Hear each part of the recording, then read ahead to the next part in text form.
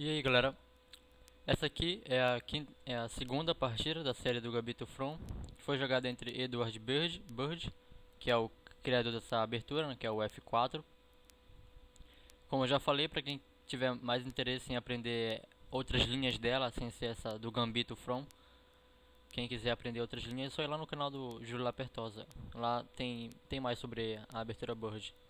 Essa aqui vai ser uma das variantes dela, que é o Gambito From, que foi jogada entre ele, o Burge, e o William Stent, né? O criador da estratégia, né? Tentou modular os primeiros conceitos estratégicos do xadrez, tentou dar os paradigmas, né? Dar os conceitos, os termos, como deve se portar em determinadas situações, em determinados finais, em determinados meios jogos, como deve jogar. Ele foi o cara que iniciou, né? Deu o pontapé inicial a isso, tentou fazer do xadrez uma ciência, tentou estudar ele e tal. Então vai ser jogado entre ele para vocês verem.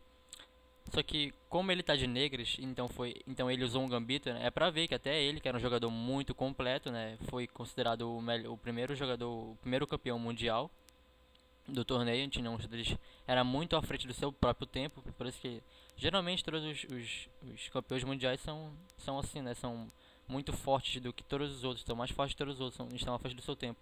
Não era diferente com o Stein. E isso está muito bem exemplificado no livro do Kasparov, Meus Grandes Predecessores, o primeiro volume dele, né, de William Stent até, até Alekhine. É um livro muito bom, recomendo. Então tá lá várias partidas dele, e essa partida aqui sendo um gambito dele serve para mostrar como ele, além dele ser assim, ele também foi influenciado pelo período que ele estava, período romântico, período de gambitos. Até mesmo ele foi influenciado por esse tipo de abertura, por esse tipo de jogo, por esse modelo de jogo. Então a partida foi E4, a abertura Bird, E5, o gambito, né, oferecendo o peão central. F captura E5, D6, E captura D6, bispo D6. Normal até aqui. Aqui ele jogou D4 e eu já falei pra vocês em alguns vídeos que é sempre bom. Bom não, né? É muito recomendável, um pouco chegaria a ser até obrigatório, vocês aprenderem as armadilhas que as aberturas têm, que os gambitos têm. Todas as aberturas, os gambitos, eles são repletos de armadilhas. Tem várias armadilhas neles. E é sempre bom aprender elas. Por exemplo, nessa abertura tem uma armadilha. Se as brancas aqui jogarem D4 e não cavalo F3, que impedindo a dama, elas praticamente perdem a partida, né? Por exemplo, D4 levaria a dama, H4 cheque, G3, ou tu pode tirar o rei, né? Mas aqui digamos que ele jogasse G3, aí leva bispo captura G3, H captura G3 e ganhou uma torre de cara, uma torre por um bispo. E a estrutura das brancas está muito debilitada, está caindo o cavalo também. Está muito ruim a posição aqui. Aqui já dá para abandonar. Mas se tu não quiser jogar o peão, tu pode jogar o rei. Leva dama H4 cheque, o rei volta, cheque, se o rei voltar. Dama F2 para o rei não voltar mais. Cavalo F3.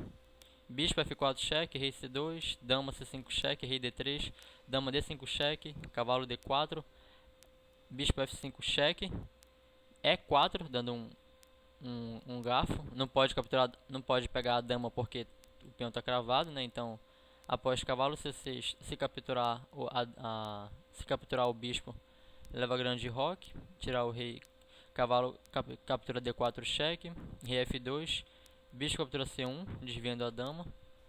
Dama F5 cheque, tira o rei e vai cair a torre. Aqui também as negras estão ganhas, né, pelo material. Então essa é uma armadilha que vale muito a pena conhecer. Caso tu for optar por jogar esse tipo de abertura, tem que conhecer essa armadilha aqui, que não é um erro, aqui é um erro grave jogar D4. Então aqui seria cavalo F3 o ideal. Mas o Sterrint preferiu não. Digamos que ele não quis arrematar logo a partida, ele quis mostrar como o xadrez dele é sólido, né? Então ele jogou cavalo F6 tranquilamente, desenvolvendo tranquilamente. Aqui o Bird jogou bispo G5, logo incomodando logo com cravada, uma cravada no cavalo. Aí o Stand jogou cavalo C6, ele já poderia rocar direto aqui, sem problema nenhum, já estava disponível, mas Ele preferiu desenvolver o resto da ala da dama agora. Tirou a ala do rei e vai tirar a ala da dama. Cavalo F3, bispo G4, E3. É um pouco perigoso, né? Porque não tem nenhum peão atrás dele para defender, só o bispo. E se o bispo sumir, fica caído, esse peão fica caindo, né? Então é um pouco perigoso E3. Então ele jogou dama D7. Como eu falei pra vocês, ele não quis rocar em nenhum momento, que ele teve várias oportunidades de rocar logo, né? Então agora com o dama D7 ele está dizendo pro Bird que ele vai rocar grande. Por quê? Dá pra pensar assim. Esse gambito ele é interessante, ele é um pouco arriscado porque vocês viram que dá dois peões centrais das negras. Tu dá dois peões centrais e fica com o bispo aqui, né? Então tu não tem não tem as colunas centrais estão abertas, né? Então o teu rei está um pouco desprotegido. E o cara tem o centro, então é uma desvantagem. E também as brancas têm uma a coluna F tá aberta para elas. Então se elas jogarem, se elas derem rock pequeno, a torre dela já está numa coluna aberta. Então tem essas duas vantagens para as brancas. Então o Stent, olhando para isso, ele já deve ter sacado que o cara ia sim rocar pequeno para colocar a torre na coluna F aberta. Então já que ele tinha certeza absoluta que isso ia acontecer, ele jogou dama D7 dizendo que ia jogar rock grande para poder fazer aquele o famoso ataque à baioneta, né, que é jogar todos os peões da ala do rock, já que o rei está aqui. Tu vai jogar os peões para lá na ala do rock, onde está o rei inimigo, e tentar abrir. Assim, igualmente como vai vir os peões da ala da dama para tentar pegar o teu rei. É um meio jogo muito interessante, esse meio jogo onde tem rocks opostos. Então dama D7, preparando o rock grande. Bispo B5, cravando do outro lado, né? Os dois bispos estão aqui cravando, incomodando, pressionando os cavalos. Aí o Stent jogou rock grande. Bispo captura F6, G captura F6. Quando a dama saiu de D8 para D7, aconteceu isso, né? Ela não estava mais protegendo o cavalo, então o bispo poderia capturar e dobrar, né? Tipo, é ruim e mal. É bom para as brancas porque debilita o rock. Então fica muito complicado eu fazer um avanço de peões, já que tá uma porcaria a ala do rei, né? Então tem esse lado mal. O lado bom para as negras é que tem uma coluna aberta agora. Eu posso até pensar em dobrar torres aqui, já que eu estou na cara do rei, né? Então tem esse lado bom. Pelo menos eu abri uma coluna para eu atacar. Já que o meu rei não está na ala do rei, ele está na ala da dama, não tem problema nenhum em deixar acontecer isso aqui. Então, por isso o Stent não se preocupou nem um pouco com essa debilidade no rock aqui, na ala do rei. Então ele jogou D5, tentando ganhar o cavalo. Mas aqui tem um contragolpe, não sei se vocês conseguem ver, né? Quiser pausar pra ver, tem um contragolpe aqui que impede de perder o cavalo, que é mais forte, né? Que é dama D7, né? Porque se agora pegar o cavalo, né? Leva bispo B4 cheque, temos esse ataque sutil aqui na torre, né? Após tirar o rei, cai a torre. Então esse é o contragolpe. Então após ele jogar dama D7, ele capturou de bispo. E é aquilo que eu falei pra vocês, vocês estão lembrados que eu falei que esse peão de estava atacado, né? Ninguém atrás dele defendia ele, não tinha outro peão para defender ele. E o bispo de casas negras da cor negra sumiu. Então ele está desprotegido lá. Então é só o Stent fazer esse intermediário. Antes dele tentar recuperar o bispo, ele cheque primeiro. Dama E2, cheque. Dama C1, cheque. A dama volta para defender. Torre E8, sacrificando uma torre, mas só vai reciclar a torre, vai continuar o ataque. Né? Esse é calculado, obviamente. Aí cheque de novo de torre. Rei F2. Dama E3 cheque. Rei F1. Bispo captura F3. Tirando esse defensor daqui do rock. Aí G captura F3. E aqui leva bispo C5, né? E não tem muito como impedir esse mate aqui. O cara jogou Rei G2. E após torre G8, o rei volta e é mate. Então aqui foi como o Stent arrematou a partida. Só que além do intuito dessa série é passar as aberturas, o intuito não é muito avaliar as partidas, sim passar as aberturas, né? Até porque as posições são fáceis, né? São combinações e temas táticos, é fácil avaliar isso, mas o intuito é mais passar a abertura, só sobre aberturas. Mas eu vou ensinar uma coisa sobre desenvolvimento. Essa abertura Bird, ela é bastante complicada porque ela começa com F4. E F4 é ruim, né, que já abre, tem sistemas táticos aqui já abrindo essa diagonal fraca do rei. Então ela já é complicada por isso que não é muito usual. Então tem que ter um cuidado muito grande em como desenvolver as peças. Vocês observaram na partida que as peças foram desenvolvidas de forma natural, né? Cavalo F3, bispo G5, não é o recomendado, mas é um lance natural. Cavalo, em vez de rocar aqui, ele jogou cavalo C6, cavalo F3, bispo G4. Aqui é 3, né? Que tem essa debilidade. Lances aparentemente naturais, só que são muito fracos. Dama D7 e aqui bispo G5 também é outro lance que não é bom para as brancas. Mas olhando a primeira vista, assim, não tem muito o que duvidar desses lances. São lances naturais de desenvolvimento, mas o que tem que aprender é que por ser um gambito, aberturas que debilitam tua estrutura e aberturas que começam com gambitos, tem que ter um cuidado muito especial em como desenvolver na ordem de desenvolvimento. Parece que é um pouco inútil, né? Ínfimo, uma coisa assim que não tem que se preocupar muito em como sair tirando as peças naturalmente, né? Um xadrez normal, só tirando as peças, mas sim, tem que ter uma ordem certa às vezes. Um exemplo, se tu for jogar gambito do rei de brancas e o teu oponente que está de negras, ele for conhecer melhor que tu a abertura e tu desenvolver de maneira errada, desenvolver de maneira errada não é nem colocar as peças em casas erradas, é tirar peças que não deveriam ser tiradas naquela hora. Tu vai perder a partida. Geralmente, pessoas que tentam jogar aberturas um pouco complexas, elas acabam perdendo na hora de desenvolver, porque elas não têm um conhecimento muito profundo. Porque aqui, por que que, cavalo C3 era muito superior ao bispo a jogar bispo B5 direto? Primeiro, tem uma regra no xadrez bem básica, que é tire primeiro os cavalos do que os bispos, porque os cavalos eles andam de maneira mais lenta do que os bispos, né? Mas tirando essa regra, tem um motivo de estrutura aqui. Por que cavalo C3 é melhor que bispo B5? Porque após cavalo C3, roque grande, né, que eu estou seguindo o meu plano, aí sim tu tirava o bispo a D3, colocava ele aqui atrás dos peões. Rei B8 para quem lê alguns livros sobre estratégia ou sobre como desenvolver as peças, sempre que tu roca grande, joga teu rei para B8, tanto de negro quanto de branco, coloca teu rei em B1 ou em B8, porque essa diagonal fica aberta do rei. Opa, essa diagonal.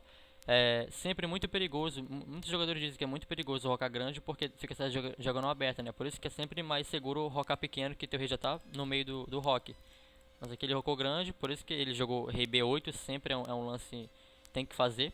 Roque pequeno, colocando a torre aqui.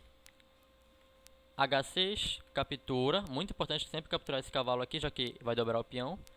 Dama D2, tentar trazer a torre, etc. Mesmo se as negras tentarem fazer uma fortaleza aqui, colocando o peão em F5 e tentando fazer alguma espécie de fortaleza para poder atacar, leva H3, tem que trocar. F4 para quebrar o centro. Aí tu tira o rei, não captura, tira o rei, deixa que ele captura. E aqui é o seguinte, aqui que é a posição, por que aqui as brancas estão bem melhor? Primeiro, o ataque é baioneta. As brancas têm um peão a mais, vocês lembram que isso aqui é um gambito, e as brancas conseguiram conservar essa vantagem. As brancas têm uma ilha, duas ilhas. Elas têm duas ilhas de peões conectados e estão normais, né? Uma estrutura boa de peões. As negras têm uma, duas, três ilhas de peões. Então elas estão com uma debilidade forte. Ou seja, na hora do ataque baioneta, de avançar os peões, as brancas não tem como pegar esses dois peões aqui. Não tem como criar algum ataque contra esses dois peões. Não dá. Porque eles estão debilitados. Eles não vão conseguir avançar sem cair, né? Sem serem pendurados, porque as peças vão ter que defender eles. Não tem outro peão para defender eles. Então eles são peões fracos. Diferente dos peões brancos que podem avançar e vão avançar, que vai ser esse o tema para ganhar. É fácil, não é fácil, mas se tu for jogando de maneira com calma, de maneira intuitiva, correta, não tem muito como errar aqui na posição. Porque após torre de HE8, tentando centralizar a torre, ganhando tempo, tu joga cavalo C4 e aqui as brancas têm um plano ganhador, que é, elas tiraram o cavalo da frente dos peões e agora eu vou poder avançar tudo. E não tem como parar esses peões aqui. E aqui as negras estão completamente passivas. Ele tem que só aguentar a a quebra do rock da ala do rei, porque não tem como elas criarem contra-jogo no centro, porque elas não têm peão central, e na ala do rei não dá porque elas não têm como, os peões delas não tem como avançar e quebrar esses dois aqui. Então, esse detalhe muito pequeno faz com que as brancas ficassem melhor, só por jogar o cavalo em C3 aqui. Tá, mas ele jogou em B5. Qual o problema de não jogar o cavalo em C3 lá? É que jogando o cavalo em C3, ele bloqueava essa casa. E como ele não tá em C3, aí agora as negras podem jogar cavalo E4, devolvendo o ataque em cima do bispo. Agora ela está atacando o bispo. Após tirar o bispo, leva G5, apoiado pelo cavalo, tira o bispo de novo. E aqui no mínimo eu já tenho... Aqui eu não dobrei peão, e eu já tenho um peão avançado, ele já tá, eu já estou começando a atacar na ala do rei. E eu já posso tirar o par de bispo das brancas. Depois de A6, expulsando esse cavalo, cavalo B3, eu tiro o par de bispos. E agora toda aquela vantagem que as brancas tinham foi convertida em vantagem para as negras. Agora as negras que têm um ataque melhor na ala do rei do que as brancas. E aí depois que as negras fazem roque grande, elas têm ataque e não as brancas. Não, esse refinamento que os grandes mestres têm, é esse tipo de cálculo, esse tipo de conhecimento de como desenvolver em determinadas aberturas arriscadas, complexas. Esse refinamento é que os grandes mestres têm, né? Jogadores que estudam, se dedicam a xadrez têm. É esse tipo de refinamento aqui. Olhando à primeira vista, olhando assim, sem um livro de aberturas, sem um conhecimento teórico, sem conceitos estratégicos, tu não percebe nada daquilo. E aqui tu percebe, agora olhando na prática dá pra perceber. Aqui as brancas têm ataque, não as negras. Diferente, por isso que era melhor jogar cavalo C3 do que bispo B5. Só isso que eu queria mostrar pra vocês, mas o objetivo dessas séries, dessas 11 séries que vão vir sobre gambitos, vai ser só para mostrar as aberturas e os gambitos de aberturas e como eles podem proporcionar partidas bonitas. É só isso aí, galera. Falou.